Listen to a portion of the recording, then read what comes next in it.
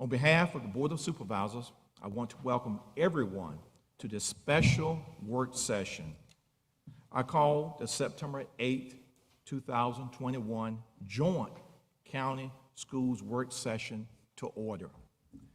This special evening is special because we're meeting together to discuss some very important topics for Chesterfield County and Chesterfield County schools. It's my hope that we will listen, discuss, and commit to working together to make Chesterfield a special place to live, work, and play. I want to thank the school board for being here tonight. Thank you, supervisors, as well, for being here tonight. And with that, I'll yield to Mr. Harter to call our school board to order.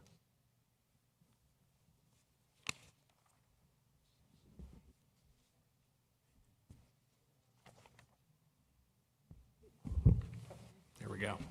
Well, thank you, Mr. Holland. Members of the Board of Supervisors, also thank you very much for taking the time to be here this evening. I would also like to call September 8th, 2021 Joint County and School Work Session to order. I'd just like to echo Mr. Holland's remarks that we are here to really showcase our collaborative efforts that have been taking place over the last 20 months between both boards, and we're really at a good place, and we're very thankful for the cooperation that we've had between both boards. Thank you.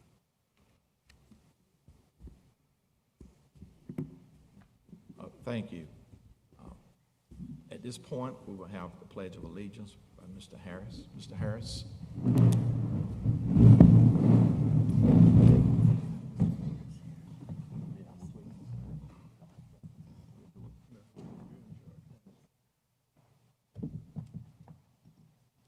Pledge allegiance to the flag of the United States of America and to the republic for which it stands, one nation, under God, indivisible, with liberty and justice for all. Thank you, Mr. Harris.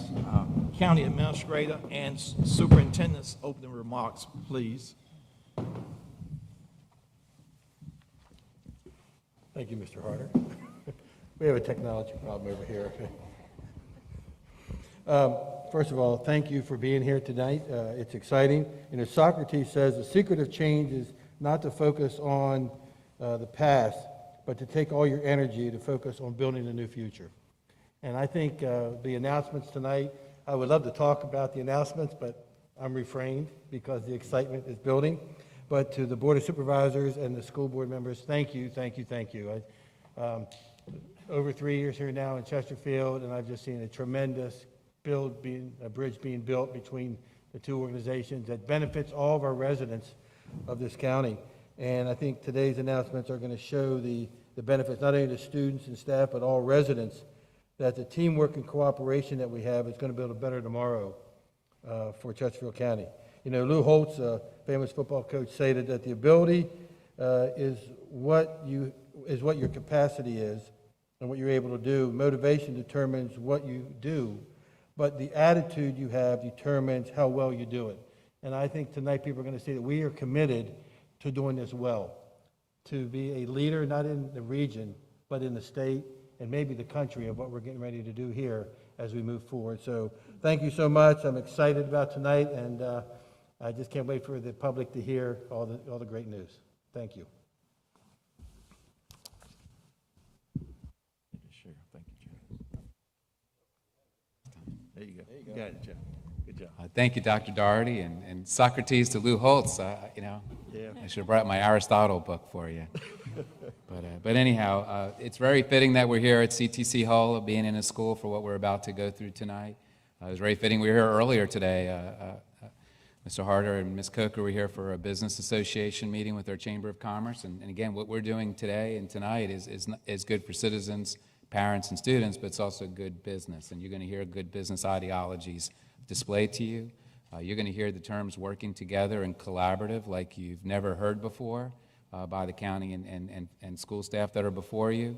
And while the visual may be unique that there are 10 people before you today in a setting, and it's not easy to logistically or legally to get all 10 of you together whenever we want to, it goes without saying that we have been working with many of you one-on-one, sometimes two at a time, to get you oriented to everything that we're doing. And much of what you're seeing here tonight was a culmination of, quite frankly, months of work. Some of it, quite frankly, as it relates to even an SRP plan, is 5 years in the making to some degree, as we all worked together 5 years ago on that task that was assigned to us. And the best part of it is we're just warming up. We're not done. There are many other topics, the school liaison committee meeting and perhaps a joint special board meeting of the school board and county on important topics like a 2022 referendum I could see in the making. And so I look forward to those things, and I look forward actually to us actually working side by side as we approach the state and the state delegation for what our needs are of a school system, our needs as a county. And we're going to get versed on the school much better than we ever were before, and then we're going to verse together the state, because they have responsibilities. They create the laws and the rules that we follow. Sometimes the money doesn't follow such rules and monies, but again, we are going to be side by side, so more to come. And as Dr. Daugherty mentioned, if I go much further, I'll take away from all the excitements of the presentations that are before you today.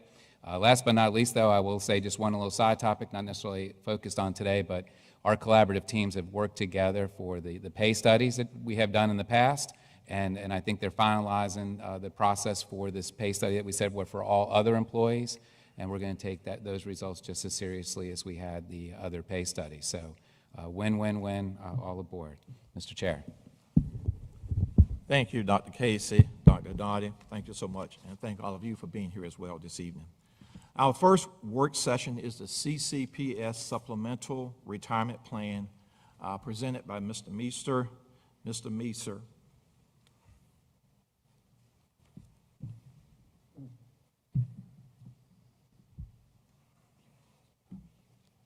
Members of the board, both of them, really thank you so much for the time to come here today and talk to you a little bit about the, thank you, there you go, Supplemental Retirement Plan.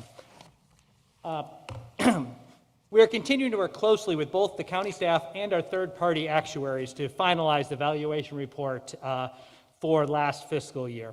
As such, the figures we discussed today will be considered a draft, but I do not anticipate material changes, so we can take these pretty much at face value. So ensuring, as Dr. Casey mentioned, ensuring a well-funded SRP program has been a major priority of the schools for the last several years. And I'm happy to report that we continue to make excellent progress to that end. Our key metric to assess the program's financial health is something we refer to as our funding ratio.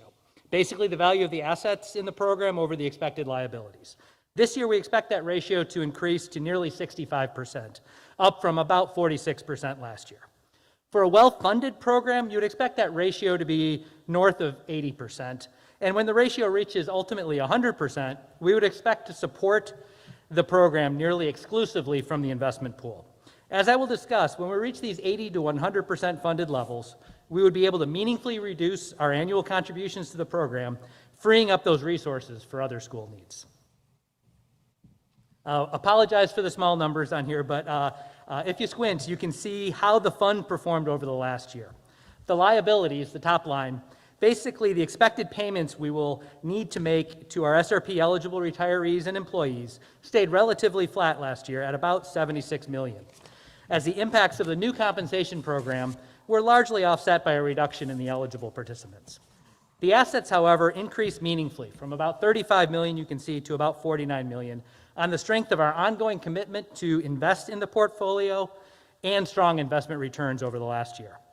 The combination of that flat liability and increased assets lead to that increased ratio to nearly 65%. I'll pause for a second on this page. This speaks to the 5-year-plus journey in this SRP program. It was only a few short years ago, 2016, when the funding ratio was below 20%, far, far from a well-funded program. Our continued prioritization of this funding, the SRP, has put us in a much better position today as we are rapidly approaching the 80% level where many of our funding requirements are reduced. Really quickly, when our funding levels are greater than that 80% line you saw, our policies enable a much lower contribution that are grounded ultimately in the actuarially determined contribution that will ensure a strong funded position. As our funding levels increase to even greater than 80%, the ongoing contributions would subsequently decrease even further. We started this journey back in 2016, once that trough of sub 20% funding ratio started. You can see significant investment levels of 15 million plus over that time. In the current fiscal year, we are anticipating a contribution of about 13.5 million from various school sources this current year. As we approach these higher funding levels, there is an opportunity to increase our one-time investment in the program to free up material dollars from our ongoing operations. If we were to make only the minimal contributions to the plan that the policy requires, we would reach that 80% level in 2024. That'd be okay, not good enough. However, a one-time investment this year of about 27 million would decrease our ongoing annual contribution materially and free up close to $11 million in ongoing operating funds that could be used for other school priorities. This is a great time to consider an investment to get that contribution and funded position up near that 100%. And at this time, I will pause for any questions from either of the board. Thank you. Questions, comments, supervisors, or school board members?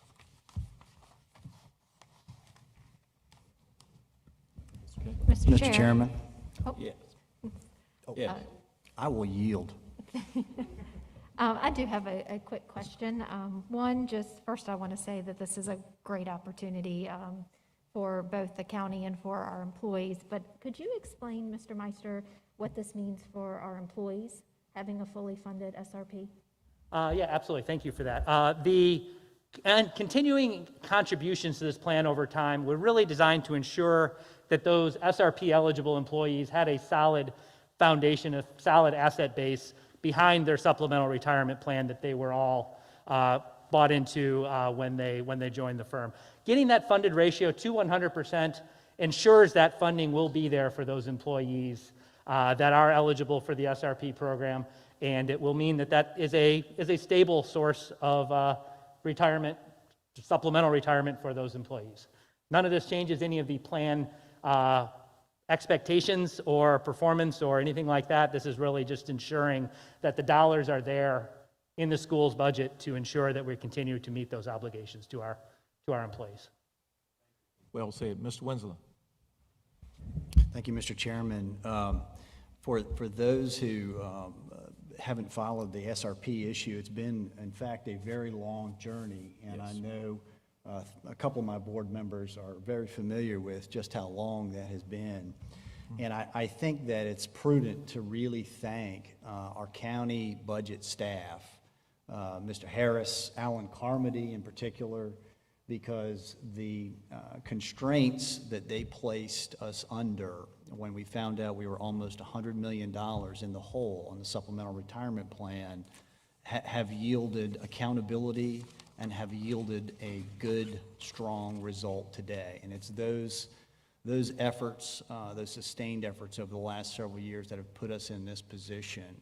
It's really remarkable to see what was a severely unfunded liability that was going to impact the county's credit rating suddenly get turned around in this time frame. And so really kudos to you, Mr. Harris, to your staff, to budget staff, to the school staff as well for really working through this with us. So thank you, Mr. Chairman. Thank you. Well said. And our teachers and, of course, all school employees can be pleased to know that our resources are there for them when they retire. And that's so very important.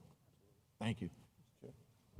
And if Ms. I can Haley. just add to that, Mr. Chair, just add to that, I just kudos to staff on both sides for keeping your eye on this ball, because we identified it and it just, and follow up to Mr. Winslow, it's just kudos to keep your eye on that ball and make sure that we don't fall back there and make sure not only that we take advantage of this opportunity. So this is a great story. Yes, Mr. Carroll. I just want to say that, this is a one-time money issue. We're very fortunate to have the resources available to be able to do this and make this correction. But the important thing is that this frees up about $11 million in the school's budget to address some of the other issues that they have with underfunding on pay. And I know recently we made some adjustments on school bus drivers, but when we talk about that other pay study that's coming along, this will hopefully help with us with some of the existing issues that need to be addressed. So I think it's a good use of one-time monies. Excellent. Any other comments, discussion? I would be remiss if I didn't also chime in and say thank you so much to all the staff that worked hard on this as someone who is a recipient of the SRP program.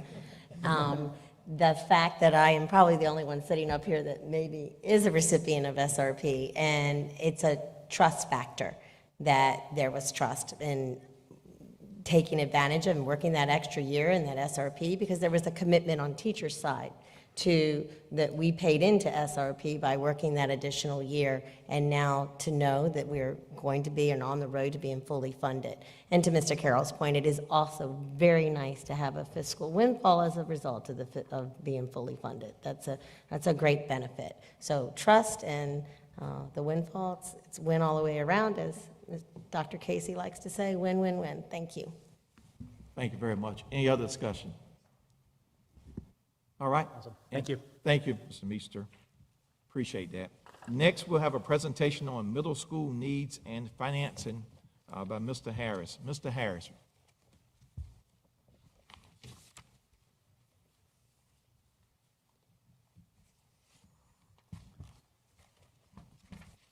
Good evening, members of the board, both boards. Exciting opportunity. So I'm going to stitch together some of the comments that were just made and really follow up, pick up where Mr. Meister left as part of his presentation. So first and foremost, you heard him talk about being able to close off the liability associated with the SRP program. So the first question that kind of comes to mind is, okay, how are you able to do that? Why didn't you do it in previous years? And I think this chart here, we won't get into the super specifics, but I think you just get the general sense of the shape here that COVID was in a very strange period. We're still in it to a large degree, but one of the things we did not expect is the way that consumer spending would occur here in Chesterfield County. I think people staying home, working from home, staying closer to home, we saw a lot of those dollars we were able to capture here in Chesterfield County. So our sales tax receipts, that local option sales tax, was very, very strong. You can see on the far left-hand part of this, a good year-over-year percent change for us, 4 to 5%. We think we're doing really well. And you see there, over a year, basically, of double-digit increases as high as some months into the 20s. So that's not something when we went back and revisited the budget when COVID dropped on us that we would say, yeah, I think we're going to take our sales tax forecast up to about plus 20%. We didn't do that. So what that created at the end of the day, when we closed out the books for fiscal 21, which ended this past June, it provided us a windfall of sorts from these types of activities. It's, as Mr. Carroll just touched on, that is as one time gets. So we sat down with school staff, with all of you, and said, how can we invest these dollars to really provide an ongoing benefit with one-time money? So if you can do that, that's the holy grail of at least of our business. So that's what we set out to do. At the same time, COVID provided on that side, but COVID took away that we're all aware of and discussed at length. We're potentially looking at a referendum in early November, 45 days or so from now.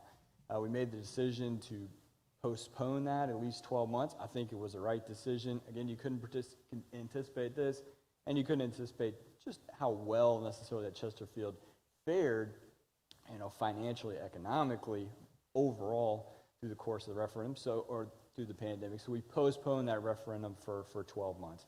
So the question has been posed to staff by both boards during this period is, how do we not create that gap year? We certainly have capital needs on the county side, we have capital needs on the school side, and taking that 12 months off, while it was a good decision based on the information we had, we've been looking for strategies all along for how do you fill in that gap year. And the decision here, the recommendation, the proposal that we're looking at tonight is taking some of those one-time monies, investing in SRP, taking that off the table. It's not a soft spot necessarily on a rating review or any of the other things that has been discussed here tonight, and investing that in SRP. What that does is free up, you heard Mr. Carroll cite the numbers well, between $11 and $12 million of ongoing money. So we spend 27, you get that payback in just a little over 2 years. It's an absolute no-brainer. What we're able to do then is take the proposal, what we're really talking about is taking 7 out of roughly 7 out of that $11 to $12 million range and investing it in your capital program for debt service. That's an ongoing commitment of that $7 million, but it really sets you up well for the upcoming referendum and for sort of a gap financing that we're going to sketch out here in just 1 second. And as has been touched on as well, it leaves you $4 or $5 million of ongoing monies that can be addressed in the direction of compensation or any other priorities that the school division might have. All of those monies will be there. They will be there as soon as we submit that payment, even in the current year, which will create some one-time monies this year, one-time monies that I know that Mr. Davis and some of the others will like to have as sort of a contingency against some of the construction pricing risks that we're all facing. So we recognize the specific financing that's before you of up to $130 million in debt may not be enough to cover both of the facilities that we're going to highlight in just a second, but just given that one simple example within your current year, there are a lot of other opportunities. We will figure out a way, once we get those hard numbers in, to fill any of that gap around the $130 million. But SRP will provide many, many opportunities to do so. So that's really that slide in a nutshell. And again, catches us up on our referendum work. We're actually ahead of where we would have been through this, and you take SRP off the table. So what specifically are we talking about? Again, a Bpsa financing, this gap year financing of $130 million to support the construction of 2 facilities, and I'll touch on what those are in just a second. The good news is Bpsa is structured such that we can access the county's AAA bond ratings. This is not a notch below. We're not paying a premium necessarily to do it this way. Bpsa is set up in a very special way that allows us to access. That's really important. We always talk about the bond rating, but it doesn't necessarily do you any good if you can't access that lowest cost of capital. And we're able to do that through Bpsa. We're able to go out as Chesterfield County alone and provide that out there. So that's really, really important. We have submitted an initial application just to kind of hold our place in line, but that does require from both boards at your normal business meetings in September a set of companion actions. The school board will basically pass a resolution or be presented with one of support of what we're talking about here tonight. It's received by the Board of Supervisors. They hold a public hearing. We are advertising for that currently. If that goes through, we submit that paperwork essentially back to Bpsa, and we're off and going. We've got a 6-month window in which to borrow that money, so it doesn't happen day one. There's still some design, some site work, some community access and discussion that we need to do. But it does open up that 6-month window. If we waited, we would be back into the spring in order to open up another 6-month window. So that's the timing of this is important. That's why we're looking at that.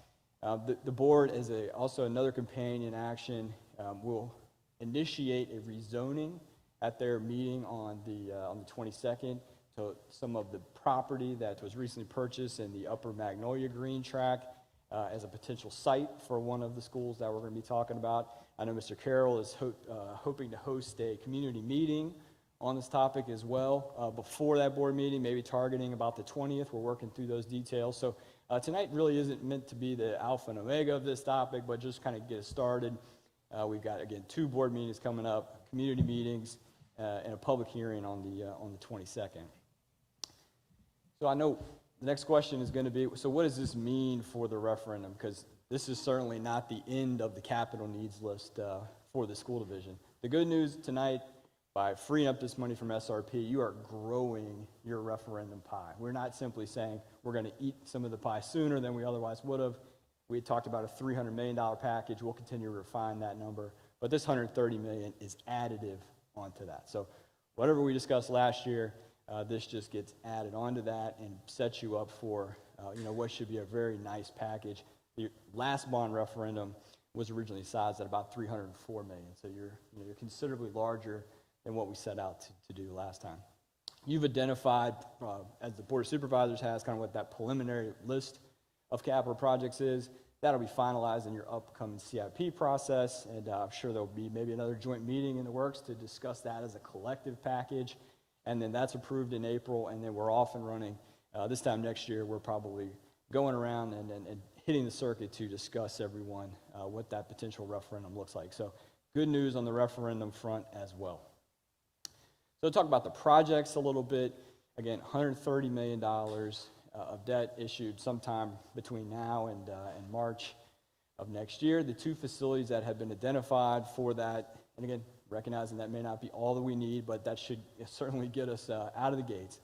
A reliever middle school in the Western 360 vicinity that would, pull some of the pressure that's currently on Tomahawk Creek, and then a rebuild of the Fallen Creek Middle School as down in the Dale District. Those are the two projects. Those were amongst the 10 priorities that had been previously identified by the school board, had been presented to the Board of Supervisors. So we're just picking from that previously identified list that's been vetted through a process already.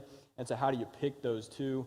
Well, if you take some of the elementary pressures that are largely being dealt with, I think now by the addition of the new elementary school in Western 360, these two schools are the most, feeling the most crowding from a student enrollment perspective. So, we look at that through our Stratus data and working with Josh and his team, and absolutely the data reinforces the selection of these two facilities amongst that group of 10 candidates that had been previously identified. So it's important that we follow a very logical process and that we are, following and reading and looking at the data that we have before us.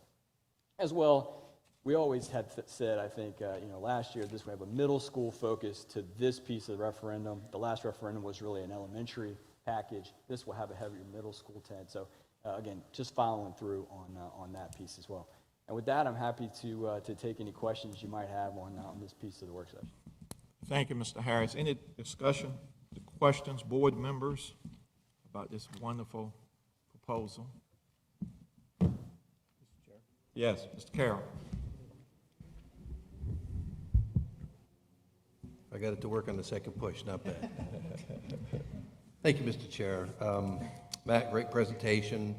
I look forward to getting more information out to the community in the future. I really think, I really want to say thank you to my board members and to staff.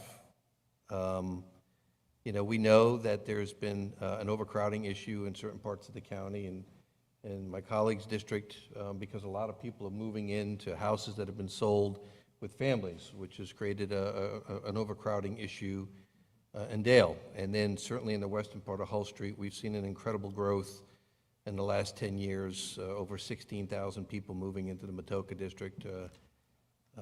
And so this project, this middle school, we've already been receiving information. I know Chris and I have gotten bombarded with parents who are sending us pictures of the overcrowding in Tomahawk and how that's affecting their children's ability to learn. I think that having the opportunity to accelerate this program and get a school built, 2 schools built in 2 years is going to be phenomenal. And I really think it's going to make a big difference for our communities. It's going to make a big difference for the quality of life for our students, for our teachers, and for our parents. And I think it's, there are needs everywhere across the county, no matter what district you're in. We all have different needs that we try to address. But by prioritizing this, again, I want to thank my other board members for working collaboratively with the school board to make this happen. And I can't wait for us to have the groundbreaking and for the kids to be able to get into these new schools. It's going to be fantastic. So thank you, Mr. Chair. Thank you. Other comments, discussions? Yes, Ms. Hayden. And if I could just add to that, I know, we've all been parents and we get it when our kids are in school, and the impatience of, feeling like it's not coming on the timeline you want this to come. But I hope the message that our community hears tonight is that you've got 10 elected officials sitting here saying, we're listening. We're listening, and we're not only listening, but we're absolutely responding, and we have a plan. And that plan may not be quite on the timeline, especially with pandemic and the interesting challenges that has brought. But this plan continues to roll out. When you look at 7 new schools we've built in this county just in my tenure on this board, and this commitment now to move forward with 2 more. So, again, these 10 individuals are having these conversations along with our staff. There is direction and there is planning, and we are hearing and we are watching what's happening in our community, and it is a positive story. It's a very positive story, and we're not done. This is just the step you're hearing about now, and there are will continue to be plans. So we're taking all of this into note, and I just have to say thanks to the community for always being understanding when we come out with these conversations. We can't always tell you what we're thinking and what's going on, but we know behind the scenes that those plans are in place, and you will continue to hear good stories coming out of Chesterfield. Excellent, excellent. Other comments, discussion? Mr. Yes. I guess one question and then a couple comments. First, I guess I'm thrilled that both boards have managed to not go with the political win for one district, but what is best for the whole county. And I think that in today's day and age, that is should be celebrated.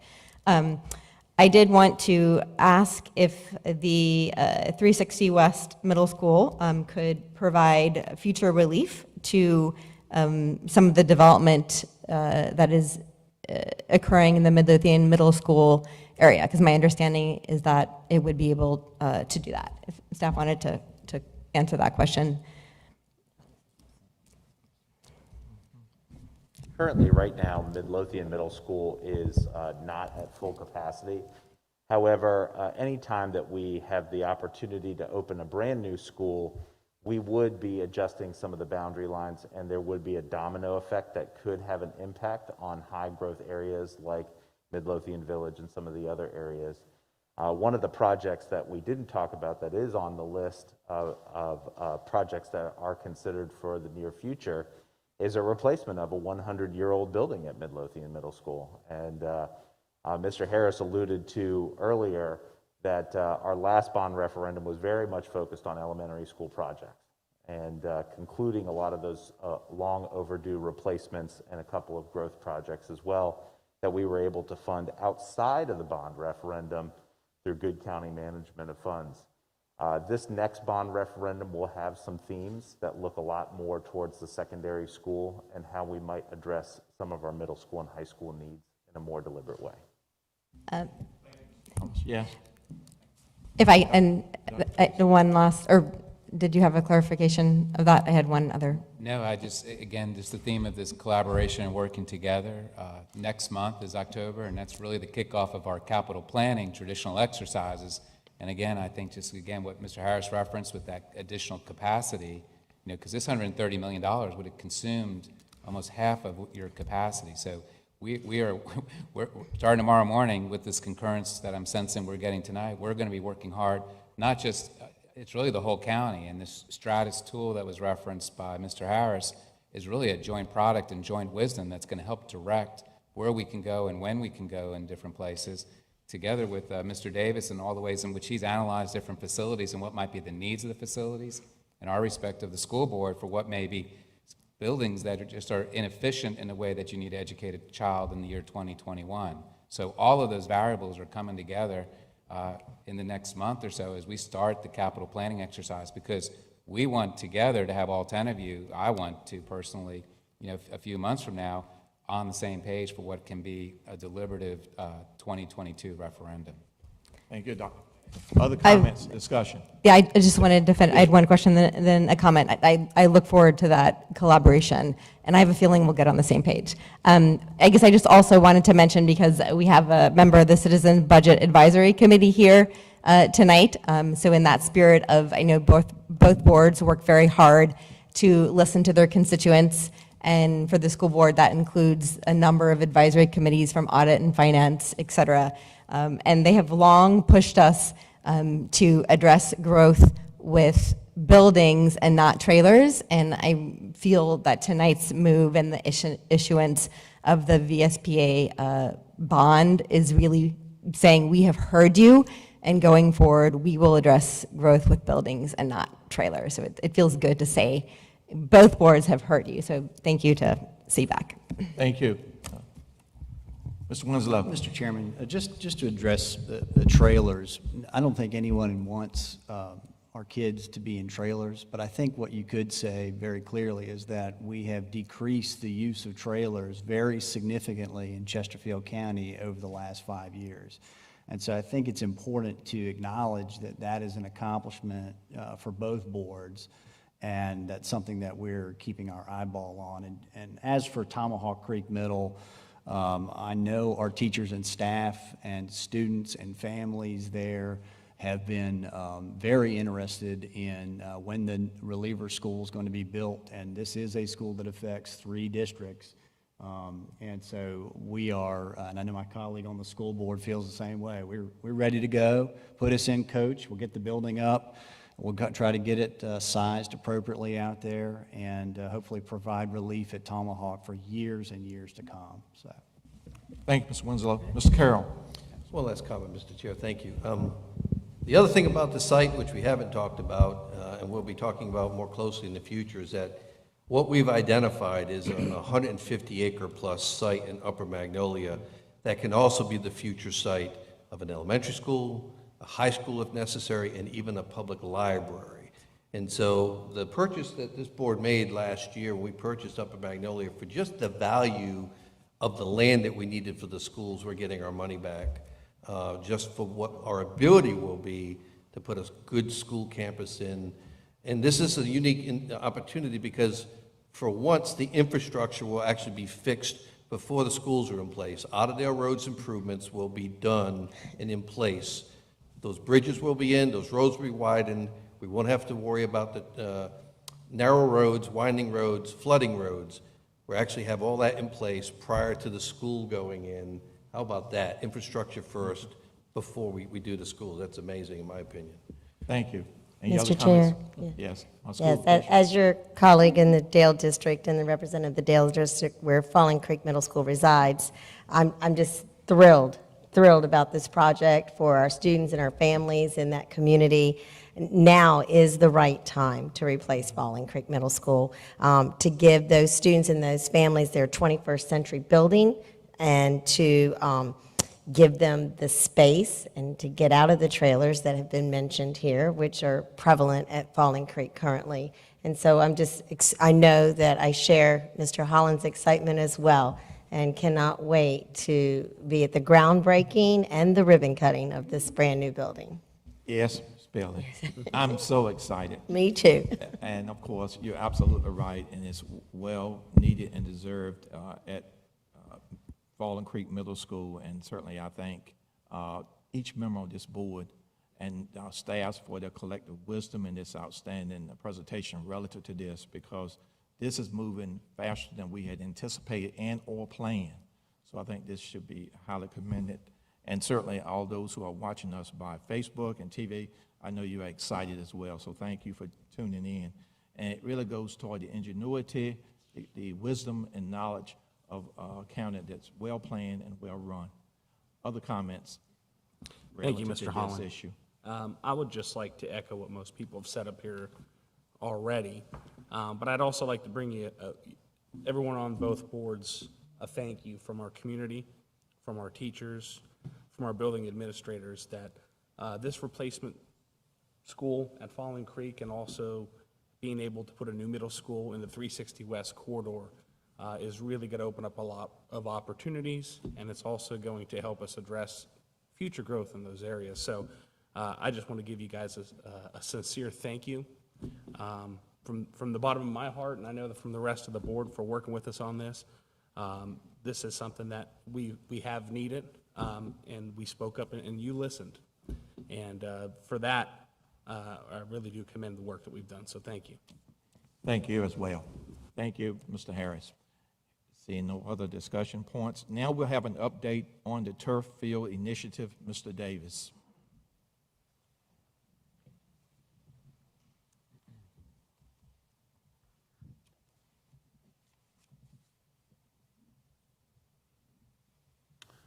Good evening, Chairman Holland, Chairman Harder, Superintendent Doherty, County Administrator Dr. Casey, and all the members of our board. This is an exciting evening. Can't wait to do those construction projects, but we've got a little more icing for the cake this evening. We want to talk a bit about synthetic turf fields, their potential. turf fields are not a new fancy technology. They've been utilized in many localities at many superior sports stadiums and complexes throughout the country. Lots of benefits here. I'm not going to belabor each of them, but most of these have to do with efficiency of a facility, the ability to use it in almost all weather conditions, reduced expenses, fewer injuries, less time to set up for events. They're just a more cost-effective method of having a wonderful facility in place. I've just got one little picture. I think everybody's familiar with what a football field looks like, but the lines there are more than football. Soccer and lacrosse and other events can be held on these fields, and we're excited about the possibility of bringing them to Chesterfield County. In addition to those benefits, let's talk a little about where they might go. Every one of our high schools will benefit from this. We're going to start, after conversations between the boards, with our two schools of greatest need, Monacan and L.C. Byrd, but others will follow within rapid succession based on budget deliberations. It shouldn't take many years to complete all of these projects at a cost of about $2 million per field. One of the more pleasant intergovernmental activities recently has been to develop an MOA for these facilities. Very easy to get together with our colleagues in Parks and Recreation, together with our county leadership and now your board members to understand that we've got an MOE in place, because it's going to be more than high school athletics. They'll get that first priority to make sure that those varsity games are taking place, and they will be postponed less frequently. But boy, what an opportunity for community use to include major tournaments and sports tourism that we can bring here to Chesterfield County, and it'll be seen as a place that people want to come to participate in sports events and enjoy all of the attributes and values that we have in the county. So be happy to answer any questions. There's other folks that actually probably know a little bit more about how we're going to get this done, but another exciting opportunity for both boards to move forward and have some more world-class facilities here in the county. Thank you, Mr. Davis. Any comments, discussion, board members? Yes. Ms. Heffer. Yes, there we go. First try. Mr. Davis, so my question would be, what is the timeline from when this would be approved? What's the installation timeline look like? We believe that we could start in the spring and summer to be ready for next fall for these first two. And then again, it would be based on your budget deliberations, how many we would want to bite off in subsequent years. I believe we'll find those resources amongst the two boards. So let's not raise our hands and make a promise that it's going to be 2 years or 4 years, but I would guess it would be somewhere in that range. Well, I just have to say, I have many opportunities to be on the field at Monacan.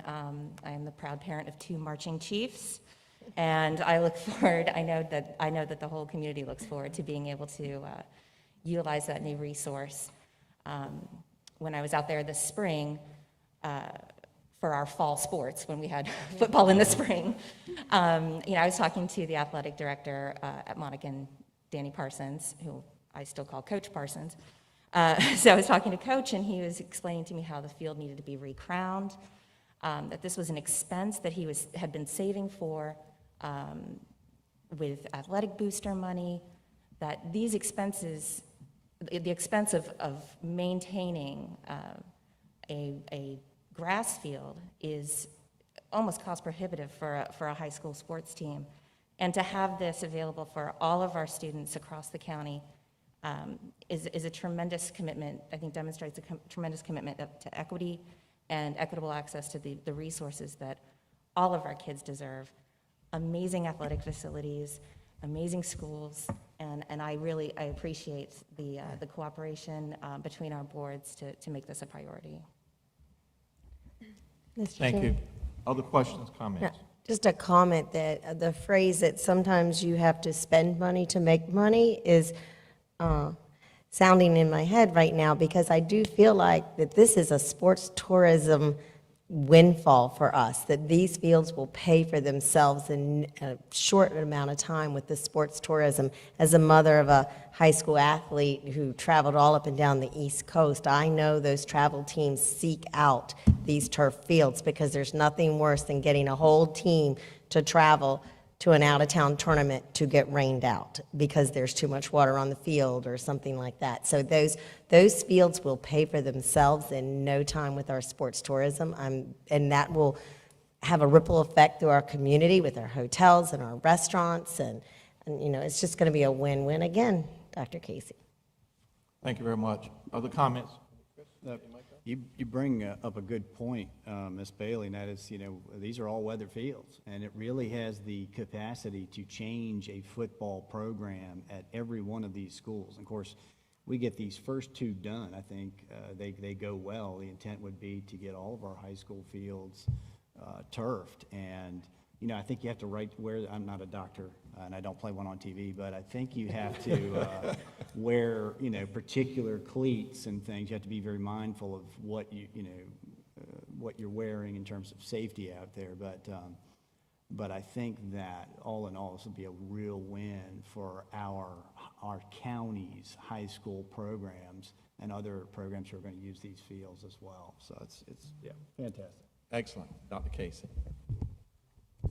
If I could just add to Mr. Davis's good presentation, just a couple of things to help even set more of the context to this. You know, one is the quality of the turf for football is a standard that's softer than what is even at River City. So again, you know, these are going to be the best fields around.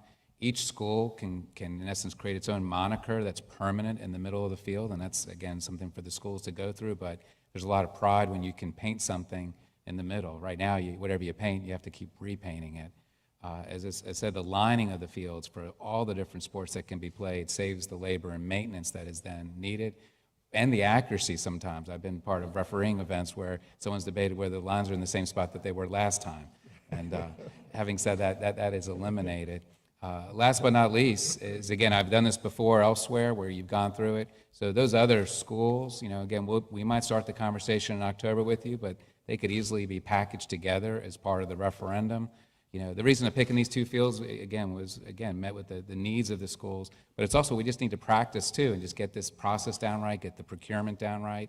This shared services, very unique agreement. Again, we have to keep saying it. Local government and schools, they're not doing what we're doing here tonight. They're not going through this list of items. You know, any one of these events on its own that we're talking about would be worthy of its own meeting or press conference. But the last but not least of the turf fields that always convinces me, you can have a rainstorm about 2 hours before a game, and you can play right afterwards. And I know a lot of our teams, sometimes they cancel games. It's hard to reschedule it. Sometimes they're having to then play an away game that is really their home game because they can't find the time back on their field because they're so scheduled out. So home field will always mean home field in Chesterfield County. Thank you, Dr. Casey. Other comments, discussion? Mr. Carroll. Just to add too, and you know, I think it's important for the people that are perhaps watching at home. You know, if you have questions about what the fields are, feel free to reach out to us. Feel free to reach out to the schools to get that information. One of the things I think that I remember talking with someone who was a coach is that these fields are a little bit softer, and so the impact on children that are playing these sports, you know, we may reduce the type of injuries that they're getting because it's not a harder hit when you hit the ground, and so it is a tremendous investment. But I think that if we prevent one child from getting hurt while playing some athletic sports, then it's worth the money. And in the long term, you know, I think it's important for the community to know that these things last a long time, and we would put in a maintenance schedule over time to make sure that we keep them up. And so there's a lot of information about this, and you'll be able to reach out and get that for those, because I know there's 600 plus people watching at home that may have questions about this. Thank you. Excellent. Other discussion points, comments? I guess I just want to say, Dr. Casey, love your idea of adding this to the bond referendum. As a James River and Midlothian High School representative, I have a feeling everyone's going, yes. So, thank you. Oh, thank you. Thank you, Mr. Davis. We appreciate your presentation. A great investment for Chesterfield County and Chesterfield County Public Schools. Next, we have an update on Spring Rock Glen, CCPS offices, and Ctc at Hull by Mr. Harris. Mr. Harris. Yeah, I'm going to tag team this one with, with Dr. Taylor, but just want to get started. And just before we get into this, just a quick procedural note since this is a board meeting. No action requested as part of that last item. The funding source there would be also sort of that one-time surplus on the county side. So that's a October, November action. Tonight, just the spirit of collaboration and sort of that ongoing theme, we thought we would raise that. There's also no necessary action requested here, no immediate action on this topic, but again, it fits the overall theme in terms of the organizations working together very closely. What you see here on the right-hand side, this is a rendering of a potential layout for the Spring Rock Green parcel that the Board of Supervisors purchased recently at one of their board meetings. This is directly north of the old Cloverleaf Mall property where the county went in and facilitated that redevelopment and looking to extend that momentum across Midlothian Turnpike onto this property. Why is that being discussed here tonight with you all? Well, again, looking for those win-win opportunities, and the win-win here specifically is a way for us to utilize and maximize our facilities in a more efficient way, specifically as it relates to schools. The concept that's before you it has to go through a rezoning process and needs some other steps, but ultimately would allow for the consolidation of Chesterfield County school admin space on this property in a brand new leased office space with a potential to purchase down the line or at least reevaluate that proposition some number of years in the future. But it would take the administrative pieces out of this building where we stand tonight, as well as the admin on the campus at the courthouse, consolidate them here. So you have that, all the benefits that go along with that. In addition, Dr. Taylor is going to talk to you in a second about how this particular building can be used for more instructional-based activities, particularly on technical education, so I'll let him do that. But the building on the county campus, the vision there is sort of part of this shuffle is to consolidate the registrar function for Chesterfield County in one building, a county-owned building. Obviously, we need a little bit of renovation, a little bit of work to pull that off, but they are in two leased spaces now, inefficient operations with early voting and other things. It's really important that you have a customer-friendly, more visible space, and we want to serve the voters and the citizens of Chesterfield County better that way. So just multiple opportunities by this one economic development project that would benefit both sides greatly. As well, you see the pink building down in the corner. I know Mr. Carroll's got his eye on that as well. That would be the future home of the Eastern Midlothian Police Precinct, which is also in a leased arrangement further down Midlothian Turnpike. So we're able to take a lot of county activities, consolidate them on a site, use that as a catalyst for redevelopment, further redevelopment on Eastern Midlothian, provide a better experience for our voters, and consolidate the county admin functions or the school admin functions in one building. So incredible business value proposition there. With that, I'm going to turn it over to Dr. Taylor to walk you through the plans for Ctc Hull. This is the fun and exciting part, and for the past couple of years since Dr. Doherty came to Chesterfield as our superintendent, we've been asking ourselves really two very significant questions. The first question is, how might we operate more efficiently with the resources that we have? To then ask the second question, how might we improve our performance and work closer to our mission? And so we've had a number of topics tonight that dovetail nicely together, but in and of themselves maybe aren't the most exciting topics, talking about a supplemental retirement program or a middle school construction project or synthetic turf fields that not only help our athletic programs but also our health and PE programs. But they all dovetail nicely to talk very concisely about our work together in county government and our work together in the school board and how we might better accomplish the educational mission of making Chesterfield not just a great place to live, work, and play, but also a great place to learn. And so we were presented with this opportunity really of how we might work a little bit more efficiently by having a combined campus of our central office administration. In the past 2 years, we've reduced the head count in central office by over 70 positions and farmed those positions out to schools to not only work more efficiently and serve our schools a little bit better, but to be a little bit leaner and to focus more on the work that we can do to support schools and be good fiscal stewards of the resources that we have.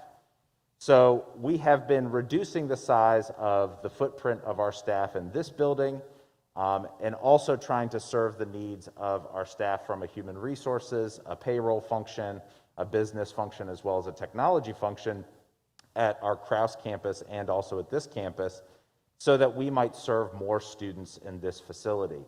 And so this opportunity, although it wasn't at the top of our list in terms of priorities for construction, because we always defer to new school or replacement school construction opportunities first, this did, in terms of timing, provide us an opportunity to create more seats at the high school level, which is needed, and expand our programmatic footprint in some of the areas that are really, really exciting in a great facility, in a great location, right here at CTC at Hull.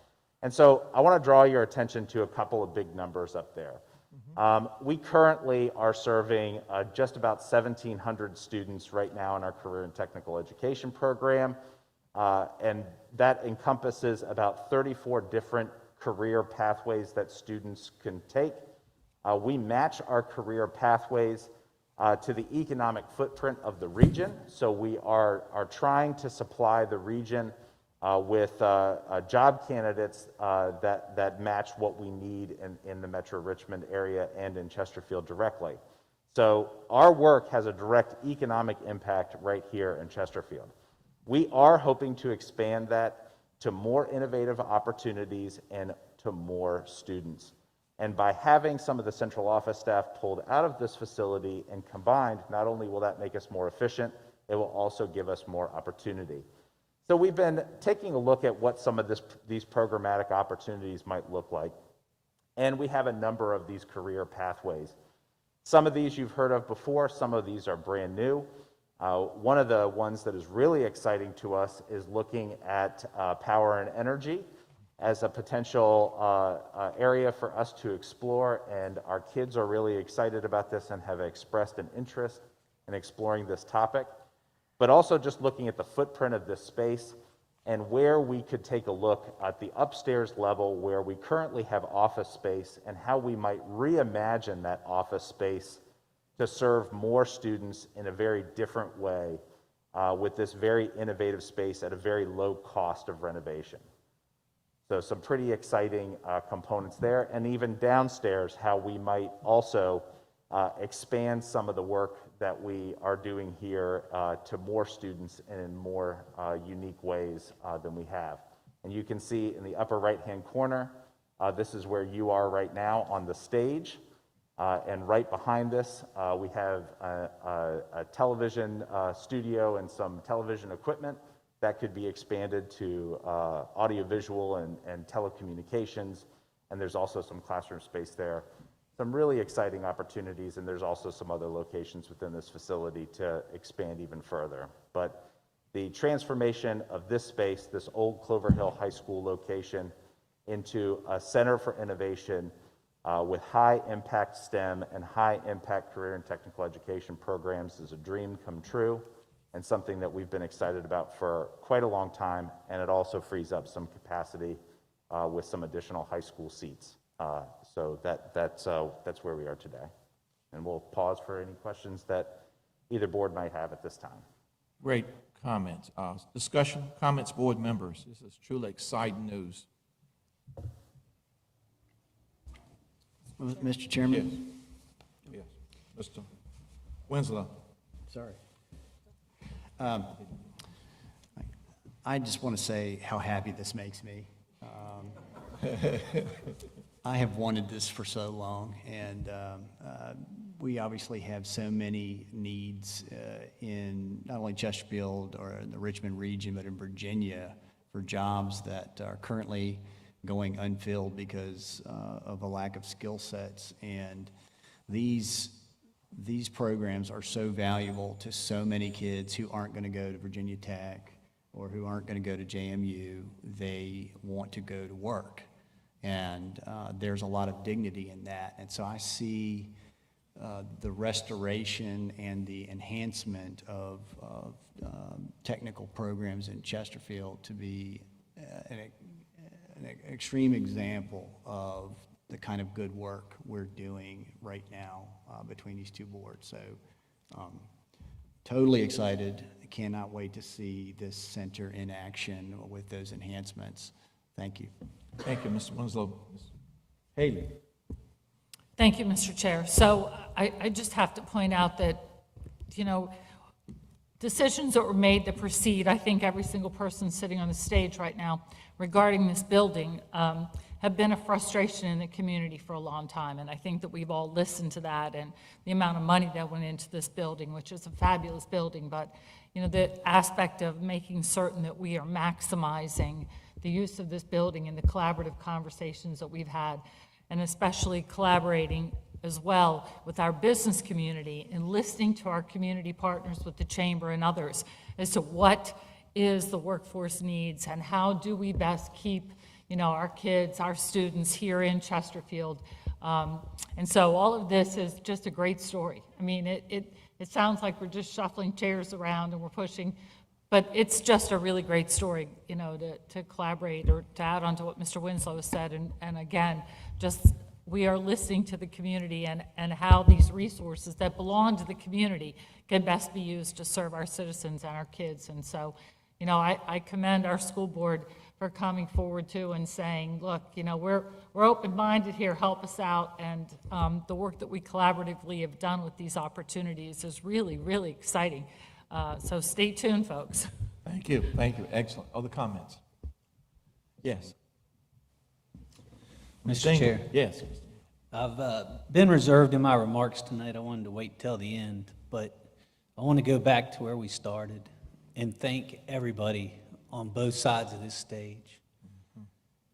We've worked together in ways that I don't believe the county has worked together on both sides in a long period of time. That couldn't happen without dedication from both boards working together, and the county and school administration staff working collaboratively with the citizens of this county in mind.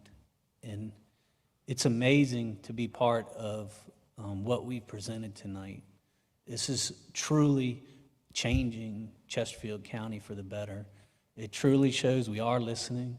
It truly shows that we have a care and commitment to, as we've been accused of a lot of development, but we plan to back it up with infrastructure in schools. And we're showing that, and we hope that you see that, and the rest of our citizens see that. It doesn't have to be either or. We can do both. And I think that's important for everybody to understand. But I do think Mr. Carroll's comment earlier about getting infrastructure in place more up front than on the back end was also a positive change as we go forward. And we need to be mindful of all of these things, but I really am. I've been under the weather, and my wife didn't even want me to come tonight, but I didn't want to miss this because I think this is truly changing to the county, and it's great to work with both boards. Thank you. Thank you, Mr. Engel. Great comments. As a 14-year board member, I can say I agree. I've been there. I can say, historically, I can say that. Other comments, please. Anyone at this point before we have closing remarks? I would just like to really quick echo most of the comments that have already come out earlier, but this new school board administrative hub is going to be essential to us freeing up this space, and I couldn't agree more with what Mr. Winslow said about the opportunities that we're going to be able to bring into this county for these young people and to all the businesses that are out there that are currently in Chesterfield and that are thinking about coming to Chesterfield. We're listening to what your requests are, and we're listening to, you're letting us know what the need is. And we're very grateful for the partnerships we've had with a lot of local business leaders, and definitely the cooperation we've had between both boards to make this happen. So thank you. Thank you very much. Other comments? Okay, now we'll have closing remarks. Any other comments from other board members? I just want to say, first of all, I want to thank each board member up here tonight. Truly, this represents the very best in Chesterfield County and for Chesterfield County. It was Henry Ford who said once that coming together is a start, but working together is success. And what we've heard is a lot of great news that epitomizes success and excellence in a county that expects the very best in excellence. And so my thanks to each of you tonight for being here, to our staffs for working so collaboratively, for us working together to make a difference in this county. This has been truly an unprecedented year with the pandemic. You can see the mass that we've never seen before in many years prior. But what we have seen is unprecedented success. We're talking about PACE studies that have been implemented, funded. We're talking about new schools that will be built, and earlier than anticipated, 2 middle schools earlier than anticipated, $130 million, which is truly remarkable. The SRP, which is on its way to well-funded. And so we just have a lot of great news tonight. So I want to thank each of you. I want to thank our citizens who are watching as well for their support. And I want you to know that we will continue to listen, as my colleagues stated. We continue to listen. We continue to respond to your needs, because we're still on this journey I like to call excellence. And so we will, of course, be the beneficiaries of that. But more importantly, our citizens will benefit. Our students will benefit. And I thank you all for your hard work and great work. And of course, Mr. Harder, if you'd like to make a closing remark at this time, sir. Thank you, Mr. Holland. I think Dr. Casey said it best earlier, that all 4 things that were discussed tonight, any one of them in itself would have been a major story. And it would have really been a major achievement. But we've been able to come together and tonight be able to deliver on 4 really incredible projects that are going to happen here that are really going to pay dividends to our county. Chesterfield County families in our entire community, they value public education and believe it's the bedrock of a successful locality. Chesterfield is known for having high-achieving, forward-thinking schools and a school system that works right and works for the students. The projects proposed tonight signal a bright future, not just for our students, but for the entire county. The plan to build a new middle school in the Western Corridor is essential to accommodate growth, and the rebuilding of Fallen Creek Middle School is essential for the growth that we have in that area as well. I'm proud of the hard work and collaboration of the county government and CCPS staff for making this all a reality for us. I'm also proud of the collaboration and teamwork that has occurred between the school board and the Board of Supervisors. Mr. Engel said it perfectly before.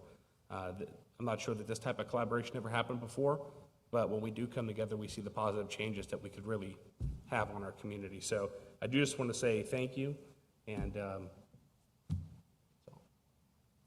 Thank you very much. Is there any further business to come before this board members? Hearing done, may I have a motion to adjourn this evening? It's been moved and properly second. Madam Clerk, would you call the roll of the board? Aye. Aye. Aye. Aye. Thanks. We are adjourned, board members. school board members, is there any further business? We also need to make a motion to adjourn. Okay, Mr. Clerk, would you please call roll on the motion? Debbie Bailey. Aye. Catherine Haynes. Aye. Ann Coker. Brian Hall. Aye. The motion carries. The September 8th, 2021 Joint County and Schools Work Session is adjourned.